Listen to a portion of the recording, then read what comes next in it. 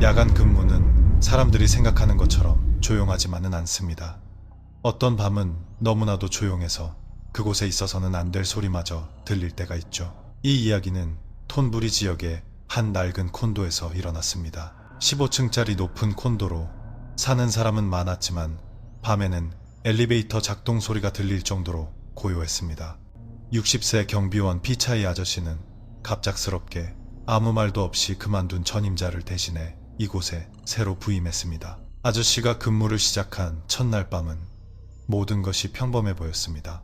하지만 새벽 2시부터 4시 사이 입주자 명부에 이름이 없는 누군가에게 시스템이 반응하는 것처럼 매일 똑같은 일이 반복되기 시작했습니다. 9층 엘리베이터가 매일 밤 정확히 같은 시간에 저절로 내려왔습니다. CCTV에는 한 여자가 엘리베이터 안으로 들어가는 모습이 찍혔습니다. 고개를 숙이고 긴 머리에 색이 바랜 옷을 입고 있었죠. 하지만 이상한 점은 그녀가 엘리베이터에서 나오는 것을 본 사람이 아무도 없다는 것이었습니다. 그리고 더 이상한 것은 이 여자가 작년 CCTV에도 나타났던 바로 그 여자라는 점이었습니다. 이 일은 작년 말 겨울 초입에 일어났습니다. 공기는 건조하고 바람은 가벼웠으며 밤하늘은 평소보다 유난히 고요했죠. 톤부리 지역의 한 낡은 콘도는 지어진 지 거의 20년이 되었습니다. 절반은 사람이 살고 나머지 절반은 신축 확장 계획이 오래전에 무산되면서 빈 채로 방치되어 있었습니다. 60대 초반의 경비원 피차이 아저씨는 자정부터 새벽 6시까지 야간 근무를 맡게 되었습니다. 일은 간단해 보였습니다. 초소에 앉아 입주민들을 위해 문을 열고 닫아주고 CCTV를 확인하고 일지를 작성하고 새벽 2시쯤 각 층을 한 바퀴 순찰하는 것이었죠. 피차이 아저씨는 은퇴를 앞둔 나이에 딱 맞는 편한 일이라고 생각했습니다. 하지만 그가 몰랐던 사실은 이전에 야간 경비원 3명 모두 2달을 채우지 못했다는 것이었습니다. 무슨 일이 있었는지에 대한 보고도 공식적인 사직서 제출도 없었습니다. 마지막 근무자는 그만두기 전날 밤 내내 조용하다가 CCTV에 9층 엘리베이터 앞에 1시간 동안 서 있다가 초소로 돌아가지 않고 그대로 비상계단으로 내려가 버리는 모습이 찍혔을 뿐입니다. 아무도 이 일에 대해 말하지 않았고 건물주 역시 신경 쓰지 않고 그저 새로 일할 사람을 구하면 그만이라고 생각했습니다. 피차이 아저씨의 첫날 밤은 아무 일도 없었습니다. 엘리베이터는 평범하게 오르내렸고 주차장 근처에서 짖던 개들도 조용했습니다. 새벽 1시쯤 한 입주민이 콘도 앞에서 무언가를 사서 다시 올라간 것이 전부였습니다. 하지만 새벽 2시 30분경 오른쪽 엘리베이터가 아무도 누르지 않았는데 저절로 내려오기 시작했습니다. 아저씨는 모니터 화면에서 숫자가 9, 8, 7, 5, 3, 1로 바뀌는 것을 보았습니다. 엘리베이터는 1층에서 멈춰 문이 열렸지만 아무도 걸어 나오지 않았습니다. 그는 여러 각도의 카메라로 전환해 보았지만 고요할 뿐 아무도 없었습니다. 그는 근무 일지에 엘리베이터 자동 운행, 탑승객 없음이라고만 기록하고 넘어갔습니다. 둘째 날 밤 같은 시간인 새벽 2시 30분 같은 엘리베이터가 9층에서부터 한 층씩 내려와 1층에서 저절로 문을 열었습니다. 이번에는 엘리베이터 앞 카메라에 한 여자가 9층에서 안으로 들어가는 모습이 포착되었습니다. 피차이 아저씨는 눈을 가늘게 뜨고 화면을 자세히 보았습니다. 그녀는 옅은 색의 잠옷을 입고 긴 머리로 얼굴을 가린 채 고개를 숙이고 엘리베이터 안에서 가만히 서 있었습니다. 버튼을 누르지도 카메라를 쳐다보지도 않았습니다. 그는 서둘러 1층 카메라 화면을 확인했지만 아무도 걸어 나오지 않았습니다. 복도 카메라도 그녀를 잡지 못했고 초소 앞 카메라에도 그림자조차 보이지 않았습니다. 마치 그녀가 엘리베이터 안에서 사라져버린 것 같았습니다. 피차이 아저씨는 조용히 앉아 있었습니다. 아무 말도 일지에 아무것도 쓰지 않았습니다. 그저 모니터를 끄고 어둠 속에서 엘리베이터가 열리고 닫히는 소리를 들을 뿐이었습니다. 그리고 그날 밤 새벽 4시경 로비 화장실 불이 저절로 켜졌습니다. 다음날 아침 피차이 아저씨는 청소부 아주머니에게 어젯밤 로비 화장실에 내려온 사람이 있었냐고 물었습니다.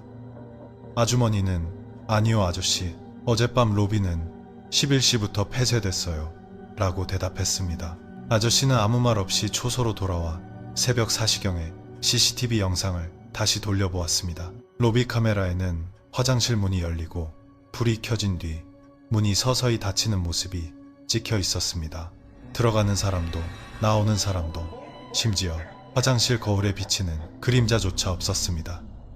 그는 밤새 그렇게 앉아 있었습니다. 손에는 펜을 쥐고 있었지만 일지에는 아무것도 적지 않았습니다. 그리고 그날 밤 새벽 2시 30분 엘리베이터는 다시 9층에서 내려오기 시작했습니다. 셋째 날 밤 모든 것이 똑같았습니다. 오른쪽 엘리베이터가 새벽 2시 30분에 9층에서 내려왔습니다. 피차이 아저씨는 더 이상 놀라지 않고 늘 하던 것처럼 카메라 화면을 바꿔 확인했습니다. 9층 카메라에는 이전과 같은 여자가 옅은 색 잠옷을 입고 긴 머리로 고개를 숙인 채 천천히 엘리베이터로 걸어 들어가는 모습이 보였습니다. 이전 이틀과 달랐던 점은 그녀가 엘리베이터에 타기 전 카메라 쪽으로 고개를 돌렸다는 것이었습니다. 피차이 아저씨는 움찔하며 영상을 멈추고 화면을 천천히 확대했습니다. 그녀의 얼굴은 흐릿하고 창백했으며 아무런 표정이 없었습니다. 카메라가 선명하지 않아서가 아니었습니다. 마치 카메라가 그녀의 얼굴에 초점을 맞출 수 없는 것 같았습니다. 그리고 그녀는 엘리베이터 안으로 들어갔습니다. 엘리베이터 문이 닫히고 1층 카메라에는 여느 때처럼 아무도 걸어 나오지 않는 모습이 찍혔습니다. 그는 지난 며칠 자신이 일하기 전에 영상 기록까지 돌려보았습니다. 여러 날 밤 동안 같은 시간에 그녀는 똑같이 나타났습니다. 9층에서 나타나 엘리베이터를 타고 내려와 카메라에서 사라졌습니다. 방문객 기록에도 입주자 명단에도 9층에 사는 사람 중 사진 속 여성과 일치하는 사람은 없었습니다. 어느 날 아침 그는 청소부 아주머니에게 9층에 아직 사람이 사는지 물었습니다. 아주머니는 대부분 임대로 내놓았지만 실제로 사는 사람은 거의 없어요.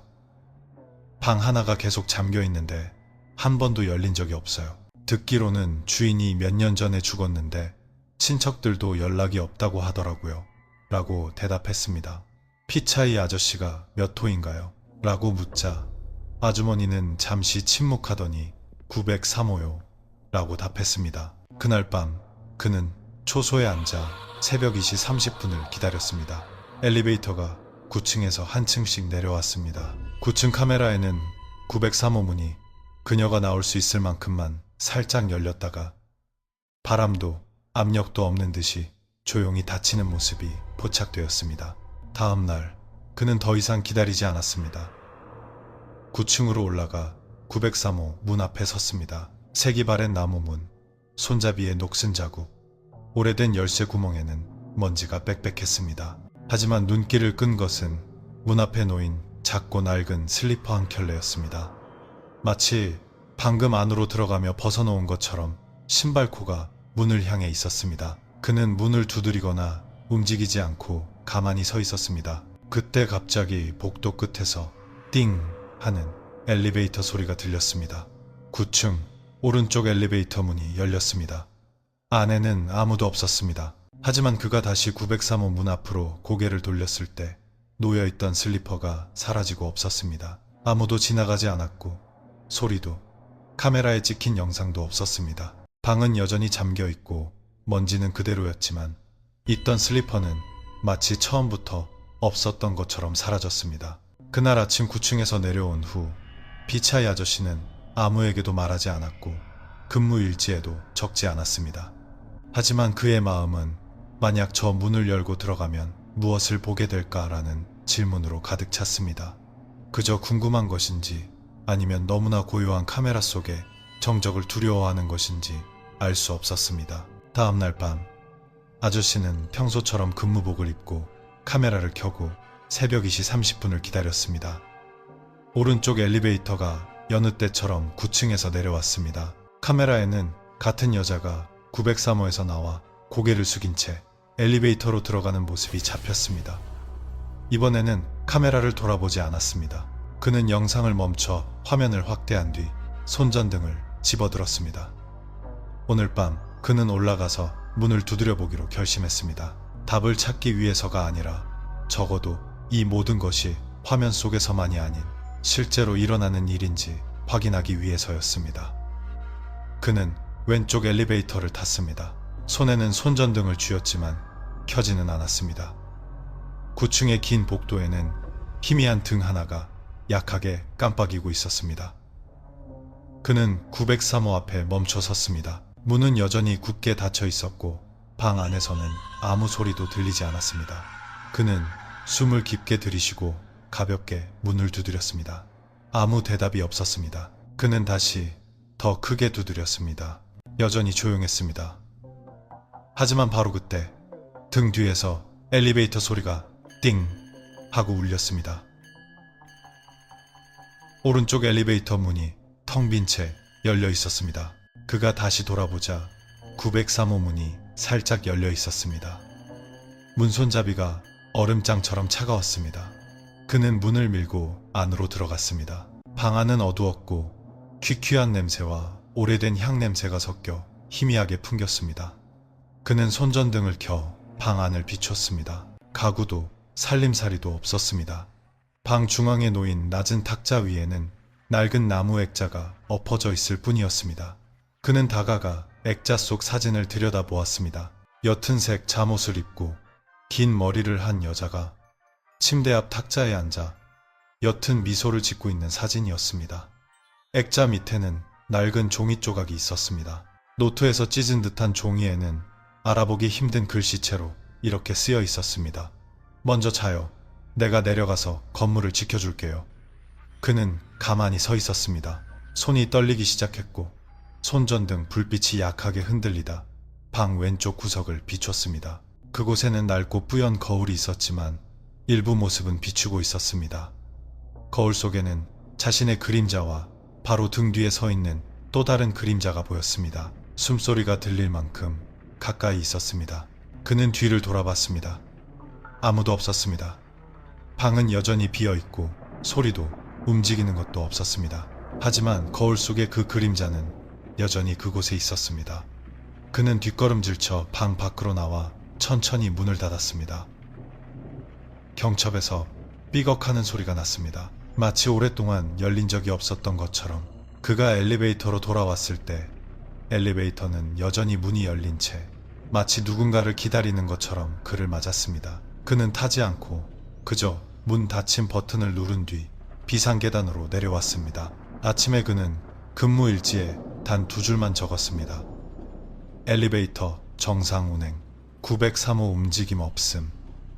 아무도 그가 어젯밤 초소에 없었다는 사실을, 그리고 그 거울 속 그림자가 어쩌면 매일 밤 서 있었던 것처럼 여전히 그곳을 지키고 있을지도 모른다는 사실을 알 필요가 없었습니다. 그가 9층에 올라가 방을 열고 액자를 발견한 그날 밤 이후 모든 것이 변했습니다. 눈에 띄게 변한 것은 아니었지만 이 건물이 더 이상 조용히 머물 곳이 아니라는 것을 느낄 수 있을 만큼 변했습니다. 다음 날 밤 그는 평소처럼 근무를 시작했습니다.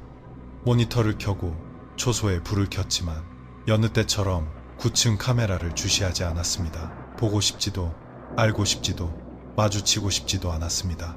하지만 카메라는 저절로 화면이 전환되더니 903호 문 앞에서 멈췄습니다. 카메라 속 화면은 고요했습니다. 희미한 불빛 아래 문은 닫혀있고 그림자는 없었습니다.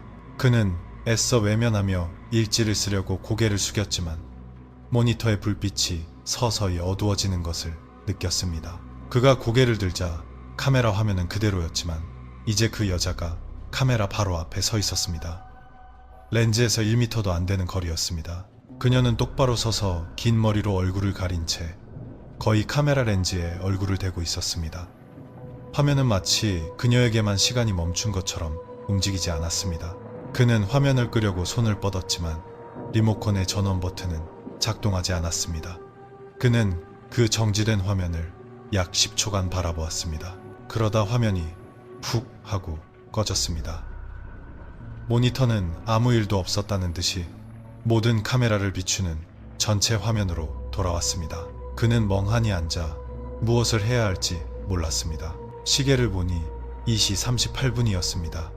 엘리베이터가 내려올 시간에서 8분이 지나 있었습니다. 그는 서둘러 엘리베이터 9층 로비 카메라의 영상을 돌려보았지만 모든 카메라에는 아무것도 찍혀있지 않았습니다. 마치 삭제된 것처럼 아무런 움직임도 없었습니다. 아침에 그는 애써 아무렇지 않게 생각하려 했습니다. 하지만 근무가 끝나기 전 한 청소부 아주머니가 지나가며 말을 걸었습니다. 어젯밤에 초소 유리창 두드리는 소리 들으셨어요? 그가 미간을 찌푸리며 밤에요? 라고 되묻자 아주머니는 고개를 끄덕였습니다. 새벽 3시쯤이었어요. 제가 쓰레기 버리러 왔을 때 똑똑하는 소리가 들려서 누가 아저씨를 부르는 줄 알았어요. 근데 가보니까 아무도 없더라고요. 그는 대답하지 않고 옅게 미소 지으며 열쇠를 잊어버린 사람이었나 보죠. 라고 말했습니다. 아주머니는 미소로 답하고는 돌아섰습니다. 하지만 그녀가 모퉁이를 돌자마자 피차이 아저씨는 로비 카메라 화면에서 무언가를 포착했습니다.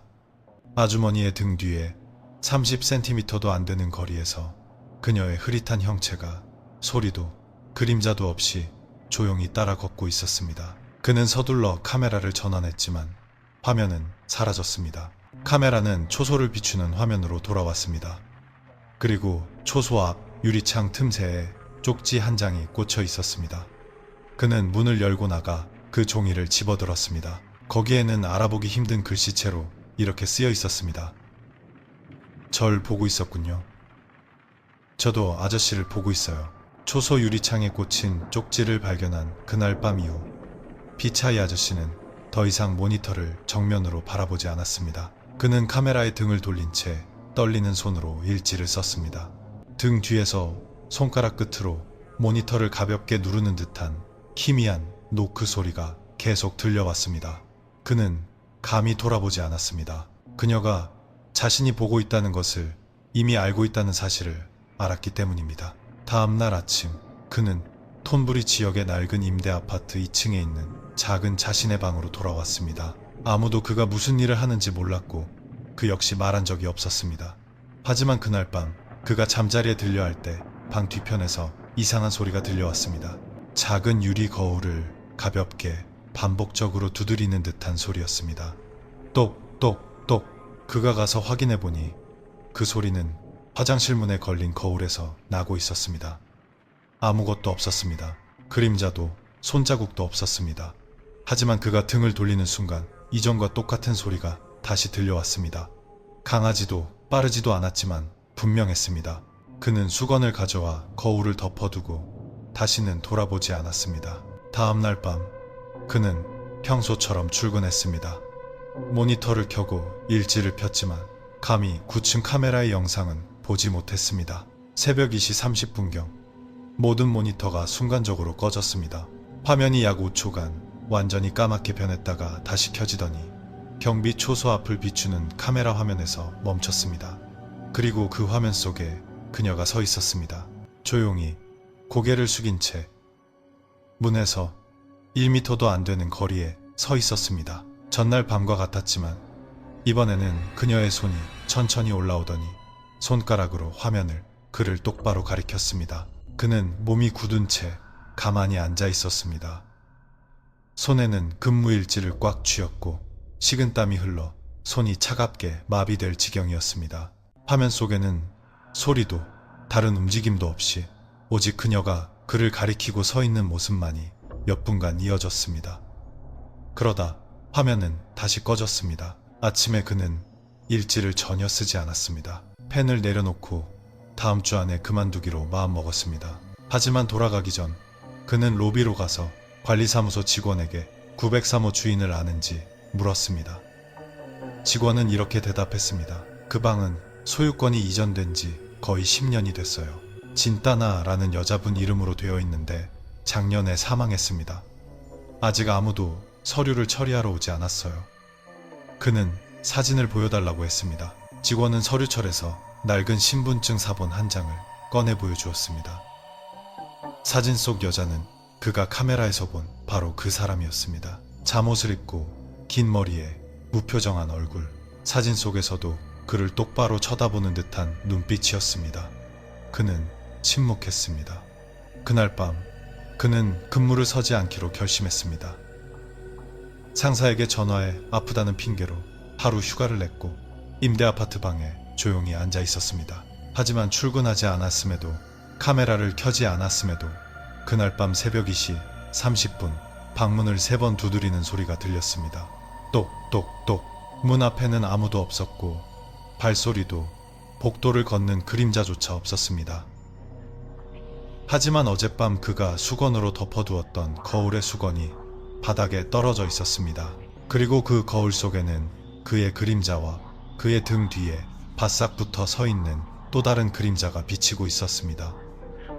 숨결이 목덜미에 닿을 만큼 가까웠습니다. 그는 불을 켜지도 말하지도 않고 그저 바닥에 앉아 창밖을 바라보았습니다. 심장은 이미 체념한 듯 천천히 뛰었습니다. 이제 더 이상 직장에서만이 아니라는 것을, 자신이 쫓기고 있다는 것을 받아들였습니다. 방문을 두드리는 소리가 들리고 거울 속 그림자가 더 이상 혼자가 아니었던 그날 밤 이후, 피차이 아저씨는 이 모든 일이 우연인지 의도된 것인지 확신할 수 없게 되었습니다. 그는 초소에 보관된 서류 상자를 열어 이전 경비원들의 낡은 근무일지를 꺼내보았습니다.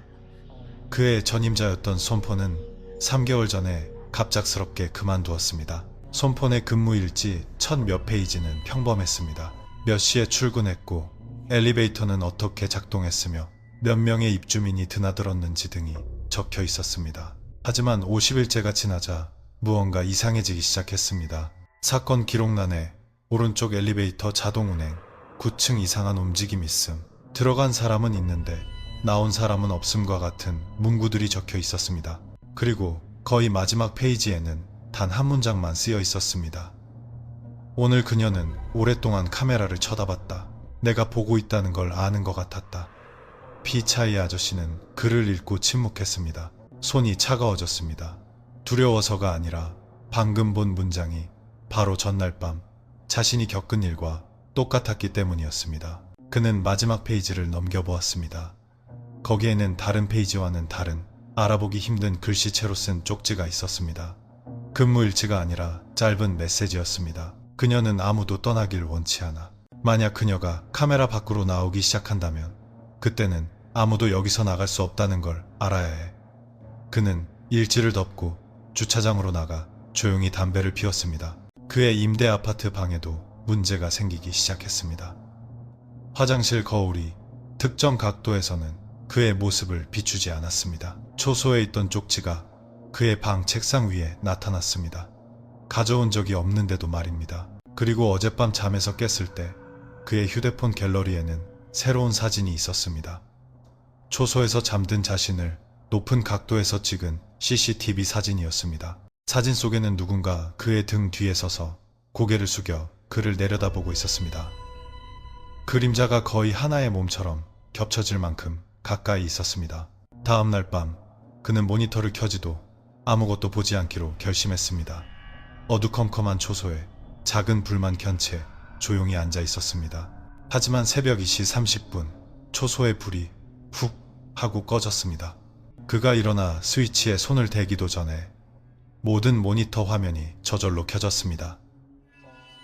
모든 화면은 903호 앞을 비추는 단 하나의 영상을 보여주고 있었습니다. 방문이 열리고 그녀가 천천히 걸어 나왔습니다. 조용히 고개를 돌리지 않은 채. 하지만 이번에 그녀는 엘리베이터로 들어가지 않았습니다. 그녀는 엘리베이터 앞을 지나 카메라를 지나 복도를 따라 똑바로 걸어왔습니다. 마치 자신이 찾고 있는 사람이 더 이상 9층에 없다는 것을 아는 것처럼. 그리고 화면이 꺼지기 전 그녀는 처음으로 고개를 들어 카메라를 쳐다보았습니다. 무표정한 얼굴, 잿빛 눈동자, 소름 끼치거나 무섭지는 않았지만 너무나 오랫동안 평범한 사람이 카메라를 응시할 수 있는 시간보다 훨씬 더 오랫동안 쳐다보았습니다. 마치 그녀가 카메라를 보는 것이 아니라 카메라를 통해 피차이 아저씨를 똑바로 보고 있는 것처럼. 그녀가 엘리베이터에 타지 않고 카메라 밖으로 9층 복도를 따라 걸어 나온 그날 밤 이후 피차이 아저씨는 그녀가 더 이상 같은 곳을 맴돌지 않는다는 것을 알았습니다. 다음날 밤 그는 카메라를 켜지 않고 모든 모니터를 끄고 초소의 불도 끈 채 출근했습니다. 휴대폰은 서랍 속에 넣어두었습니다. 그는 조용히 앉아 엘리베이터 소리, 바람 소리를 들으며 다른 어떤 소리에도 신경 쓰지 않으려 애썼습니다. 하지만 새벽 3시경 초소문 아래 작은 틈으로 무언가 스윽 하고 밀려 들어오는 소리가 들렸습니다. 그는 손전등을 비춰보았습니다. 낡은 색상의 작은 나무 상자였습니다. 삼백끈으로 묶여 있었고 이름도 주소도 누가 보냈는지 알 수 있는 어떤 표시도 없었습니다. 그는 감히 열어보지 못하고 그저 책상 옆에 놓아둔 채 아침까지 앉아 있었습니다. 교대 시간이 되자 그는 그 상자가 초소로 배달된 것이 아니라 자신에게 온 것이라는 느낌을 받으며 집으로 가져왔습니다. 책상에 앉아 그는 천천히 상자를 열었습니다. 안에는 단 3가지 물건이 들어있었습니다. 낡은 볼펜 한 자루, 작은 메모지 한 장, 그리고 사진 한 장이 든 흰 봉투. 메모지에는 손을 떠는 사람이 쓴 듯한 여성의 글씨체로 이렇게 쓰여 있었습니다. 무서워하지 마세요. 제가 아저씨와 함께 있어요. 그냥 절 잊지만 말아주세요.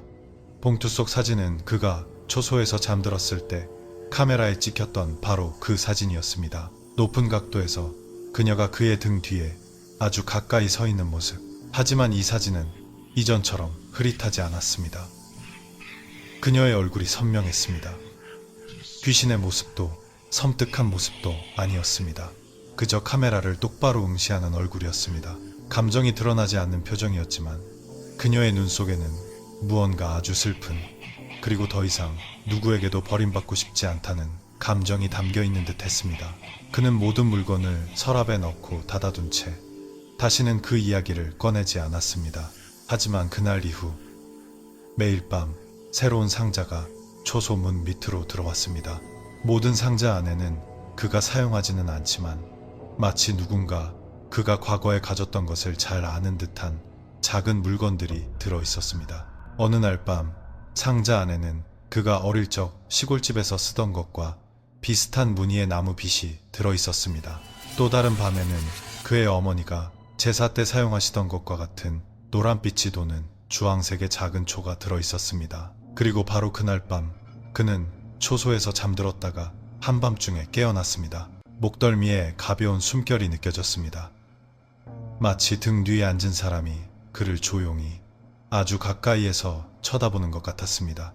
그는 감히 움직이거나 돌아보지 못하고 그저 가만히 앉아 시간이 천천히 흐르기만을 기다렸습니다. 아침이 되어 주간 근무자가 도착했을 때 초소문은 살짝 열려 있었습니다. 초소 안에 불은 켜져 있었고 모니터는 모두 꺼져 있었습니다. 어젯밤의 나무 상자는 열려 있었고 안에는 물건 없이 새로운 쪽지만 남아 있었습니다. 오늘 밤은 제가 아저씨 곁에서 친구가 되어줄게요. 밤새도록. 마지막 밤 피차이 아저씨는 자신이 더 이상 그만두거나 예전의 삶으로 돌아갈 수 없다는 것을 깨달았습니다. 두려워서가 아니었습니다. 그것은 마치 무언가가 그를 붙잡고 있는 것 같았습니다. 고요함으로, 지켜봄으로, 그녀가 매일 밤 보내주는 작은 물건들로, 마치 한 번도 대화를 나눠본 적 없지만 오래전부터 알고 지낸 사람처럼 새벽 2시 30분 엘리베이터가 지난 모든 밤처럼 9층에서 천천히 내려왔습니다. 하지만 이번에는 모든 카메라가 영상을 보여주지 않았습니다. 화면은 회색이었고 신호가 불안정한 것처럼 약간의 노이즈가 있었습니다. 하지만 중앙 모니터에 흰색 글씨가 한 줄씩 나타났습니다. 아저씨, 저와 함께 있어주세요. 오늘 밤은 등 뒤가 아니라 아저씨 옆에 앉을게요. 그는 움직이지 않고 그저 고개를 들어 방 구석 거울에 비친 모습을 바라보았습니다. 그 안에는 초소 의자에 나란히 앉아있는 2개의 그림자가 있었습니다.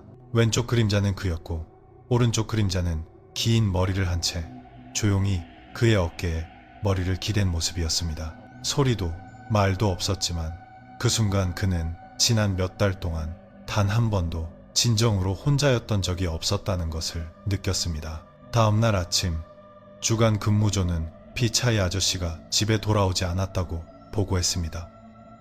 아무도 그를 보지 못했고 전화도 받지 않았습니다. 그의 아파트 방에는 없어진 물건은 없었지만 모든 것이 마치 주인이 몇 분 전에 막 나간 것처럼 정돈되어 있었습니다. 경비 초소, 책상 위에는 모든 것이 그대로 놓여 있었습니다. 작은 나무 상자는 뚜껑이 닫히고 끈으로 단정하게 묶여 있었습니다. 근무일지 마지막 페이지에는 피차이 아저씨의 것이 아닌 글씨체로 단 한 줄이 쓰여 있었습니다. 오늘 밤은 아저씨가 지키지 않으셔도 돼요. 제가 대신 지켜줄게요. 몇 달이 흘렀습니다. 경비 초소는 매일 밤 불이 켜져 있었지만 더 이상 야간 근무를 서는 사람은 없었습니다. 하지만 CCTV는 항상 초소 내부를 비추고 있었고 어떤 밤에는 초소 안책상에 한 형체가 조용히 미동도 없이 앉아있는 모습이 찍히곤 했습니다. 마치 누군가를 지켜보고 있는 것처럼 희미하게 미소 지으면서 말이죠. 어쩌면 지켜보는 것은 경비원의 일이 아니었을지도 모릅니다. 그것은 단 한 번도 그곳을 떠나지 않았던 바로 그녀의 일이었던 것입니다.